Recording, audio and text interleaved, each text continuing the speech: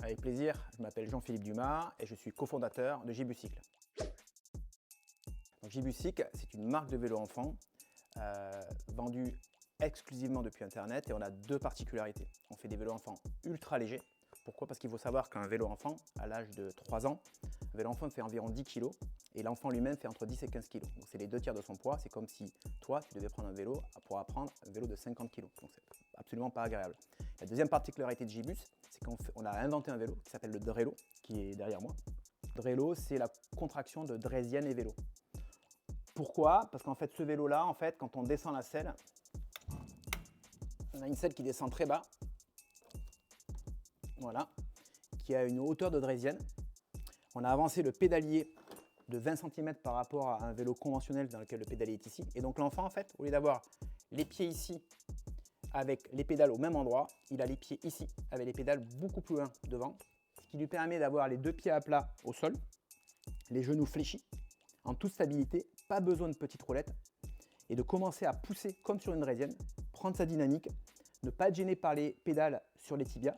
Il y a toutes les libertés de le faire avec des grands mouvements, et dès qu'il a pris son équilibre et sa vitesse, il va commencer à mettre un pied, deux pieds, commencer à pédaler. Et là, la magie, c'est que dès qu'il va se déséquilibrer, parce qu'au début, il se déséquilibre forcément, il va déséquilibrer à droite ou à gauche, il va se rattraper très facilement parce qu'il a les pieds à plat au sol, comme sur une draisienne. Et donc là, il y a un déclic mental qui fait que je suis en sécurité, je n'ai pas peur, mes parents derrière, je sens qu'ils n'ont pas peur non plus, donc je persévère. Et dans tous les apprentissages, en fait, ce qu'il faut faire, c'est persévérer pour y arriver.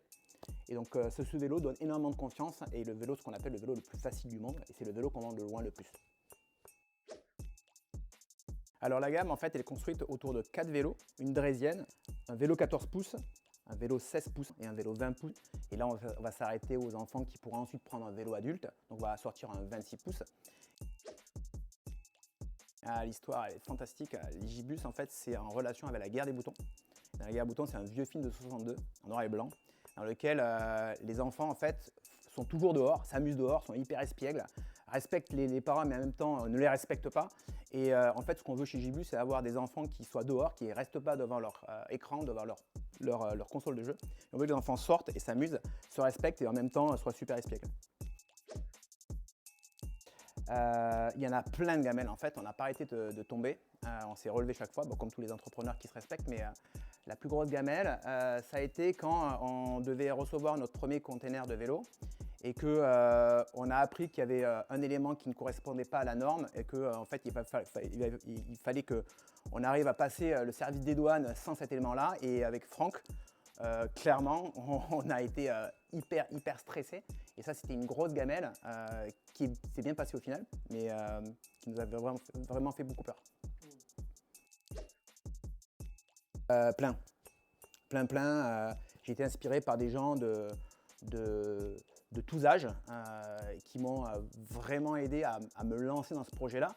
Alors j'étais confortable, donc je pense à Philippe Simon qui doit avoir 75 ans ou 76 ans maintenant, qui fait partie d'une association d'entrepreneurs, qui m'a lancé. Je pense à un pote à moi qui s'appelle Pierre Bétouin, qui a fondé Screen, qui l'a revendu à Datadoc, un gros succès aux US, qui m'a énormément aidé. Je pense à Guillaume Gibaud, qui est quelqu'un que j'ai rencontré il y a 2 ans et au travers de ce qu'il m'a expliqué, ce qu'il m'a dit et ce que j'ai lu sur lui, m'a hyper inspiré, notamment pour la fabrication en France, parce que c'est quelque chose qu'on veut vraiment faire plus tard ou très prochainement.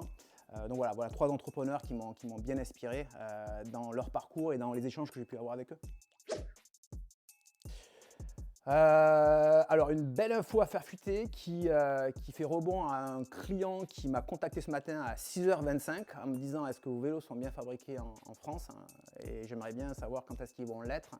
Alors non, ils ne sont pas aujourd'hui fabriqués en France. Alors l'info à faire fuiter, c'est qu'on participe à un programme de relocalisation de l'industrie française qui s'appelle France 2030 et avec un programme de la région Île-de-France pour pouvoir relocaliser l'assemblage de nos vélos maintenant qu'on a un volume conséquent qui nous permet réellement de le faire pour amortir les coûts fixes. Et on va le faire peut-être dans les Yvelines, en tout cas probablement dans l'Île-de-France. Donc ça a fuité fin 2024, début 2025. Ouais. Belle info, non? Hein? Ah bah ouais. Avant de fermer ce roll-up, je vous invite fortement à poser vos commentaires dans le fil dessous.